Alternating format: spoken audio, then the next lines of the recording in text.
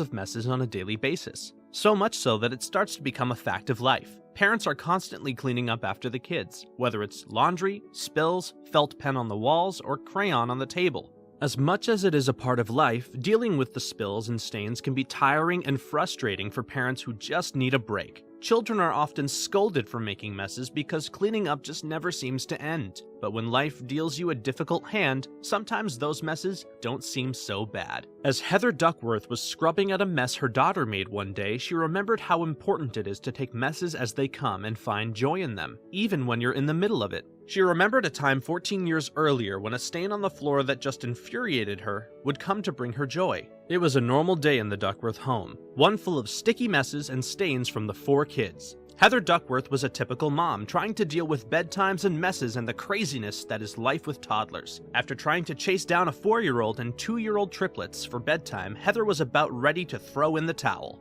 One of the triplets had gotten a hold of a pen in the chaos, and it exploded all over the new carpet. Heather was frustrated to tears, and she was exhausted from the day of being a mom. Her husband tried, to no avail, to get the big blue stain out of the carpet, but it just wouldn't come out. They even brought in professional carpet cleaners to try and get the stain out, but they were also unsuccessful. Heather was mad at herself for putting a pen within reach of a toddler. Every time she looked at that stain, she would be reminded of her frustration and ended up covering the stain with furniture so that she wouldn't have to look at it. She had no idea that the stain would come to mean something as time went on. The very same toddler that had the pen explode was diagnosed with cancer about a month later. A terrifying and heart-wrenching experience for any family. The boy lost his battle after 2 years, leaving his family and the stain behind. When a family member is lost, it is comforting to see the things that they left behind, to remind you of the happiness they brought you in your life.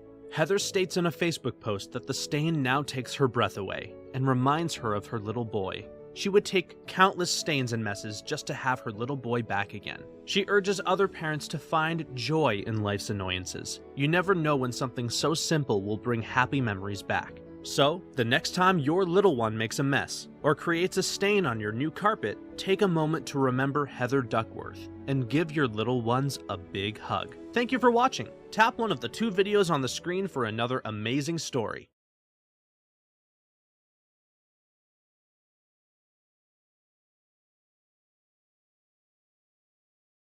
Extreme Trends presents Customer Writes Strange Note on Check, then Waiter is Left in Complete Shock. Before we get into the video, be sure to subscribe to the channel and turn on notifications. Once you've done that, comment "I subscribed" and we'll try to reply to as many of you as we can.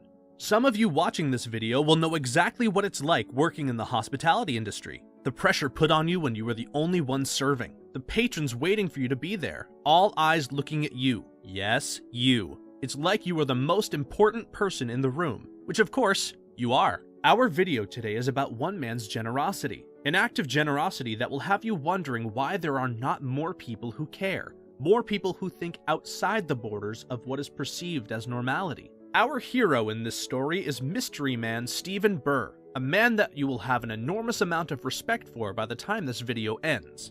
But more about him later. 31-year-old waiter David Fabila works at a wine bar called the House of Oliver in Roseville, California. He's the only one working the patio area of the restaurant. It's a Friday night, the weather is stunning, and the area is packed. David is struggling. He lives in nearby Sacramento with his wife and 3 kids, and they are expecting a 4th baby soon.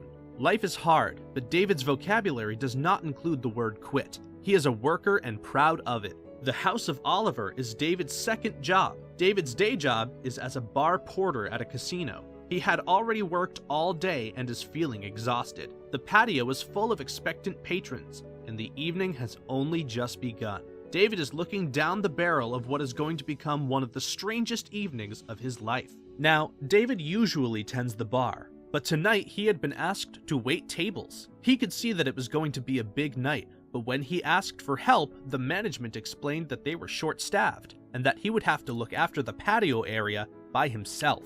Not a good start to the shift, he thought to himself. The evening was getting busier when David noticed a customer sitting alone, watching everything that he was doing. David had not noticed the mystery customer arrive, and made his way to serve him as quickly as he could. The customer, Our hero, Stephen Burr, ordered his meal and sat patiently watching the ever more struggling David trying his hardest to cope with the expanding crowd. It certainly looked like the night was going to be a big one. At one point, David even doubted if he was getting the many orders correct.